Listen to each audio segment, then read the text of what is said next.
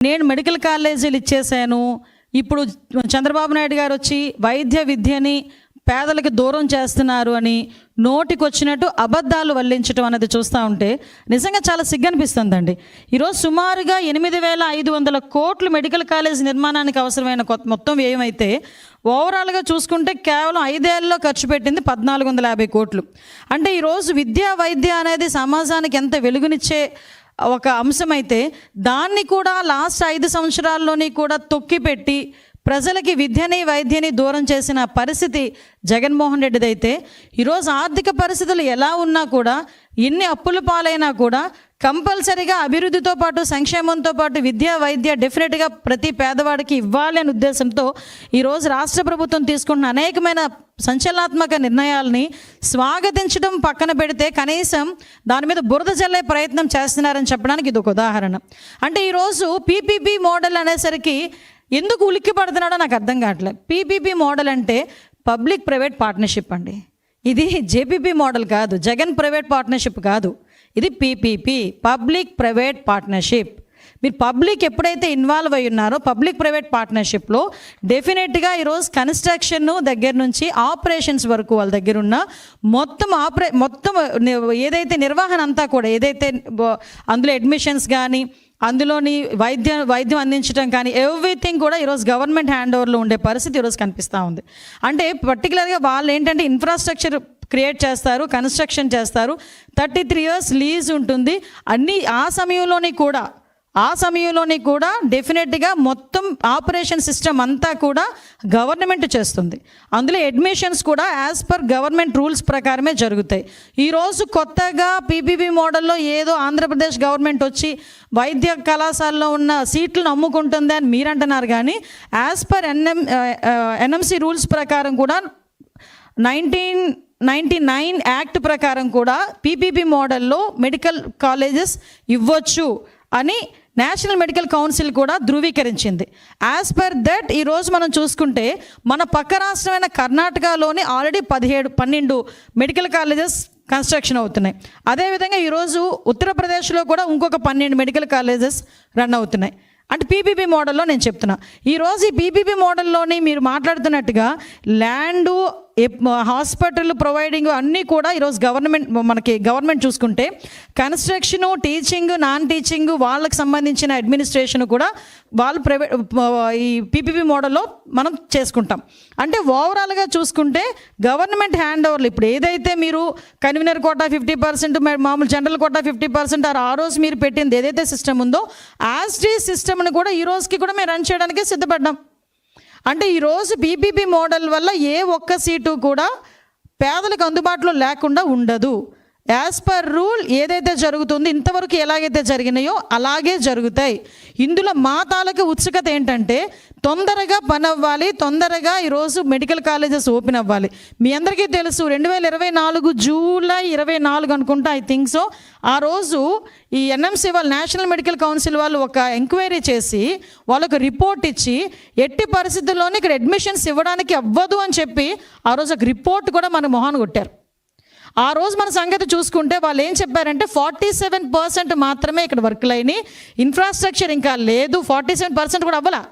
47%తో మేము ఇవ్వలేము, ఫ్యాకల్టీ లేరు, ప్రొఫెసర్స్ లేరు, అసోసియేట్ ప్రొఫెసర్స్ లేరు, ల్యాబులు లేవు, కనీసం ఒక లైబ్రరీ లేదు, క్లాస్ రూమ్ సరిగా లేవు, ఇన్ని ఇన్ఫ్రాస్ట్రక్చర్స్ లేని కారణంగా మేము అడ్మిషన్స్ ఇవ్వలేము అని చెప్పి చాలా క్లియర్గా నేషనల్ మెడికల్ కౌన్సిల్ వాళ్ళు 2024 జూలై 24ని ఆ రోజు మనందరికీ కూడా ఒక పేపర్లో కూడా ఒక రిపోర్ట్ వచ్చింది, మనందరికీ కూడా ఒక సర్క్యులర్ వచ్చింది. అంటే మీరు లాస్ట్ 5 సంవత్సరాలు చేసిన పాపానికి కనీసం ఒక అడ్మిషన్ కూడా తీసుకొచ్చుకునే పొజిషన్ రాలేకుండా పోయింది. పైగా ఈరోజు మా మీద ఏమి బురద చల్లుతారు, మేమేదో అడ్మిషన్స్ వెనక్కి పంపించాము అన్నట్టుగా పెడతారు. 2 నెలల కాలంలో కనుక ఇన్ఫ్రాస్ట్రక్చర్ అంతా కూడా మీరు ఇస్తే డెఫినెట్గా మేము అడ్మిషన్స్ ఇస్తాము అంటే ఈజ్ ఇట్ పాసిబుల్? మీరు ఇప్పుడు చూసారండి, ఫర్ ఎగ్జాంపుల్ ఏలూరు కాలేజ్ పరిస్థితి ఇలా ఉంది, ఏలూరు కాలేజ్లో ఈ స్ట్రక్చర్ ఇలా ఉంది. దీని 2 నెలల కాలంలో నువ్వు ఈ స్ట్రక్చర్ పూర్తి చేసుకొని లేకపోతే దీనిలో ఇన్ఫ్రాస్ట్రక్చర్ ఇచ్చుకొని లెక్చరర్స్ని, అసోసియేట్ ప్రొఫెసర్స్ని, ల్యాబ్ని, లైబ్రరీలని ఇవన్నీ కూడా ఎస్టాబ్లిష్ చేయగలమా 2 monthsలో? ఇదిగో పాడేరు మెడికల్ కాలేజ్ పరిస్థితి అంటే 2 నెలల కాలంలో అది జరిగే పరిస్థితి కాదు కాబట్టి ఆ రోజు మేము కూడా కాసేపు ఆగాల్సి వచ్చింది. దాన్ని ఏ రకంగా ప్రొజెక్ట్ చేశారండి? వచ్చిన మెడికల్ సీట్లు వెనక్కి పంపించేశారు. అంటే మీకు బుర్రుండి మాట్లాడుతున్నారా, బుర్ర లేకుండా మాట్లాడుతున్నారా? అంటే ఏదో రకంగా మేము దాని మీద బురద చల్లాలి అనే ఉద్దేశంతో మాట్లాడుతున్నారు తప్పించి అందులో ఏమైనా వాస్తవాలు ఉన్నాయా?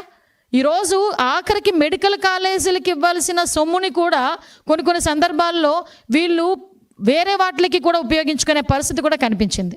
అంటే ఈరోజు వైద్య విద్యని సామాన్య మానవుడికి ఎంత మేరకు దూరం చేయాలో అంత మేరకు కూడా దూరం చేసి ఈరోజు మళ్ళీ మెడికల్ కాలేజీల మీద పీపీపీ విధానంలో వెళ్తూ ఉంటే ఈరోజు ఎన్డీఏ కూటమి మీద ఈరోజు బురద చెల్లుతున్నారు.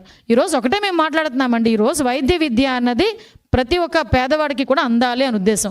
ముఖ్యంగా వైద్య విద్య గనక పెరిగితే, వైద్య ప్రమాణాలు పెరిగితే జీవన ప్రమాణాలు మెరుగుపడతాయని నమ్మిన సిద్ధాంతాన్ని నమ్మిన వ్యక్తిగా ఈరోజు గౌరవ ముఖ్యమంత్రి గారు కానీ, గౌరవ ఉప ముఖ్యమంత్రి గారు కానీ, లోకేష్ బాబు గారు కానీ ప్రత్యేకంగా దీని మీద దృష్టి పెట్టి సెంట్రల్ గవర్నమెంట్ కూడా సహాయ సహకారాలతో ఈరోజు ముందుకెళ్తున్నాం. దీన్ని కూడా ఒక్కసారి ఆలోచన చేసుకుంటే దీన్ని కూడా డైజెస్ట్ చేసుకోలేని పరిస్థితిలో ఈరోజు జగన్మోహన్ రెడ్డి ఉండి దీని మీద బురద చల్లడానికి ప్రయత్నం చేస్తున్నారు. అంటే ఈరోజు ఎవరైనా ముందుకు వస్తే, అంటే నిన్న మొన్న చూసాం, టెండర్లకు ముందుకు వచ్చినా కూడా ఈయన వార్నింగ్ ఇస్తాడు. అంటే మీరు ఎవరు టెండర్లో పార్టిసిపేట్ చేయొద్దు అంటాడు, వచ్చిన వాళ్ళని బెదిరిస్తున్నారు. అంటే ఓవరాల్గా చెప్పాలంటే ఇక్కడ అభివృద్ధి జరగకూడదు అన్న ఒకే ఒక విషయంలో ఈరోజు ముందుకు తీసుకెళ్లే పరిస్థితి. మళ్ళీ చెప్తున్నా, పీపీపీ విధానం అంటే ప్రైవేటు పరం కాదు, ఇది పబ్లిక్ ప్రైవేట్ పార్ట్నర్షిప్తో నడిచేవి. దీంట్లో మొత్తం ఆపరేషన్స్ అన్నీ కూడా గవర్నమెంటే చేసుకుంటుంది. కేవలం కన్స్ట్రక్షన్, ఇన్ఫ్రాస్ట్రక్చర్ డెవలప్మెంట్, అక్కడ అందులోని ఆపరేషన్స్ అంటే ఆపరేషన్స్ వేరు. అంటే అందులో ఉన్న ఫ్యాకల్టీస్, వాళ్ళ తాలూకు జీతభత్యాలు, వీటికి సంబంధించి అంటే ఓవరాల్గా 33 years తర్వాత కూడా గవర్నమెంట్ హ్యాండ్ ఓవర్ చేసుకునే బిల్డింగ్స్ అవి, గవర్నమెంట్ హ్యాండ్ ఓవర్ చేసుకునే కాలేజెస్ అవి. కాబట్టి దీంట్లో చాలా క్లియర్గా జీరో ప్రాఫిట్ సేవాభావంతో ఇవన్నీ కూడా నిర్వహించబడుతున్నాయండి. వీటిలోని కూడా ఎన్టీఆర్ వైద్య సేవ ఏదైతే ఉందో అది కూడా కొనసాగించబడుతుంది. ఇప్పుడు కూడా మేము అన్నీ కూడా పీపీపీ మోడల్లోని యాక్చువల్గా ఈ వైద్యాన్ని ప్రజలకు దగ్గర చేయాలని మేము ఆరాటపడుతున్నాం. మీ అందరికీ తెలుసు, టీడీపీ ఏంటంటే ఒక తెల్ల కోటికి ప్రాధాన్యత ఇస్తాం, అదే వైసీపీ అయితే నల్ల నోటికి ప్రాధాన్యత ఇచ్చే పరిస్థితి. కాబట్టే వాళ్ళ పరిస్థితులు అలా ఉన్నాయి. ఈరోజు మేము చేస్తున్న పనికి ప్రజల నుంచి మద్దతు లభించేసరికి దాన్ని ఎలాగ తిప్పికొట్టాలనే ఉద్దేశంతో లేని కొన్ని కుట్రలు కుతంత్రాలు కూడా అనేకమైన చేయటం అనేది కూడా మీ అందరికీ కూడా తెలిసిందే. దయచేసి ఇలాంటి కుట్రలు కుతంత్రాలు చేయకుండా ఒక్కటే కోరుకుంటున్నానండి, వీలైతే మీకు కూడా ఒకటి అప్పీల్ పెడుతున్నా, ప్రజలకు కూడా చెప్తున్నా, మేము ఈరోజు ప్రజలకు జవాబుదారీతనం. ఈరోజు మేము ఏం చేసినా ప్రజల గురించి ఆలోచించి ప్రజల వైపు నిలబడి పనిచేసే పరిస్థితి ఈరోజు ఎన్డీఏ కూటమి సభ్యులుగా మా అందరికీ కూడా ఉంది. ఈరోజు జగన్మోహన్ రెడ్డి కూడా ఆలోచించుకోవాల్సిన విషయం ఏంటంటే, మంచి జరిగేటప్పుడు మంచి అనండి, అందులో ఇంకొంచెం మంచి జరగడానికి మీ సలహాలు సూచనలు ఇవ్వండి. అంతేగాని ఈరోజు డిస్ట్రాక్షన్ చేస్తాము, ఏదో రకంగా బురద చల్లుతాము, అబద్ధాలని ప్రజలందరికి ముందుకు పంపిస్తామని చెప్తే కనుక ఆల్రెడీ ప్రజలు ఈ రోజుకే 11 సీట్లతో కనీసం ప్రతిపక్ష హోదా లేకుండా కూడా చేసిన పరిస్థితి. మళ్ళీ తిరిగి మీరు ఇదే పరిస్థితి కొనసాగితే కనుక డెఫినెట్గా ప్రజలకే వదిలేసే పరిస్థితి కూడా ఈరోజు కనిపిస్తూ ఉంది. అందరికి నమస్కారం. ఆంధ్రప్రదేశ్ రాష్ట్ర విద్యార్థులారా, ప్రజలారా, ఈరోజు మన ముందున్న అతి పెద్ద సమస్య మెడికల్ కాలేజ్లను ప్రైవేట్ కబంధ హస్తాల్లోకి నెట్టివేయడం. ప్రజల ఆస్తి అయినటువంటి ఆ విద్యాలయాల్ని బాబు గారు కార్పొరేట్ వ్యాపారులకి అమ్మేస్తున్నారు. ఇది సాధారణ నిర్ణయం కాదు, ఆషామాషి విషయం కాదు. ఇది రాష్ట్ర విద్యార్థుల భవిష్యత్తుపై దాడి. అసలు మెడికల్ సీట్ అన్నది డబ్బున్న వాడికి కాదు, ప్రతిభ ఉన్న వాళ్లకే దక్కాలి. కానీ ఈ రోజున కూటమి నిర్ణయం వల్ల, బాబుగారి నిర్ణయం వల్ల విద్యార్థుల భవిష్యత్తు బుల్డోజర్ కింద తొక్కివేయబడుతోంది. విద్యని అమ్ముకోవడం అంటే భవిష్యత్తుని కబలించినట్లే అన్న విషయం కూటమి పెద్దలు ఎందుకు గ్రహించలేకపోతున్నారు? గౌరవనీయ ముఖ్యమంత్రి వర్యులు చంద్రబాబు నాయుడు గారు ఒక్క మాట వినండి, ఇది 1995 కాదు, ఇది 2025. ఆ రోజున మీ వెన్నుపోటు రాజకీయాలు నడిచుండొచ్చు గాక, కానీ ఈ రోజున మీరు రాష్ట్ర ప్రజలకి, రాష్ట్ర విద్యార్థులకు చేసిన వెన్నుపోటుని ఈ తరం, పోరాడే తరం చూస్తూ ఊరుకోదు. ఆ గొంతులన్నీ కలిసి మిమ్మల్ని ప్రశ్నిస్తున్నాయి. వారికి మీరు ఇచ్చే సమాధానం ఏంటి బాబు గారు? ఈ రోజున రాష్ట్రంలోని విద్యార్థులు వాళ్ళ తల్లిదండ్రుల చెమటని, వాళ్ళ తల్లిదండ్రుల కష్టాన్ని వృధా చేయాలనుకోవట్లేదు. రాష్ట్రంలోని విద్యార్థులు, ప్రజలు మీ మెడికల్ కాలేజీల ప్రైవేటీకరణ అనేటువంటి నిర్ణయంపై పోరాడడానికి, గొంతెత్తడానికి సిద్ధంగా ఉన్నారు.